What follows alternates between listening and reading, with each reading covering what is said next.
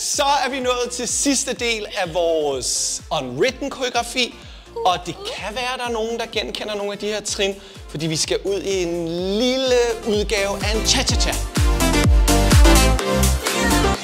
Yes. Så vi er færdige med vores omkvæd, og så går vi til siden på 1 og siger 1, 2, 3 og cha-cha-cha til den anden side. Cha-cha-cha igen. Go, go.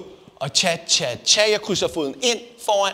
Og hvis det så er, at man genkender de her trin, så kunne man jo adde en lille spot-turn, når vi nu gentager det hele igen. Og det demonstrerer Malene lige for os. Bims og jeg, vi bliver ved med at gøre det samme. Og cha-cha-cha, og så gør Malene ligesom os, men så tager hun lige en drejning på den side. Up! Okay. Og cha-cha-cha, og gå, gå og stå. Og herfra går vi ind i omkvædet igen. Sådan. Ja? Kaster vi os ud i drejningen? Nej. Nej. Så vi er dårligt nok kastet ud i cha-cha-cha, selvom du påstår, du har lært noget med dans. Det har jeg. Modtaget. Lad os prøve det med musik. Okay. Så er vi klar til vores cha-cha-cha.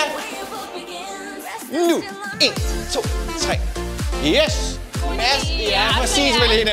Du tog det lige ud af min mund. Så kommer drejningen, hvis man har lyst. Ved I hvad? Jeg har også lyst. Kom med. Kom så. Bimse, hvad med dig? Ja. Ja! Ej, hvor er det godt. Se, det er lige præcis det. Man skal bare kaste sig ud i det, og så går det. Og være modig. Være modig. Lige præcis. Se med i vores næste video, hvor vi danser hele koreografien igennem. Vi ses! I break tradition. Sometimes my tries are outside the line.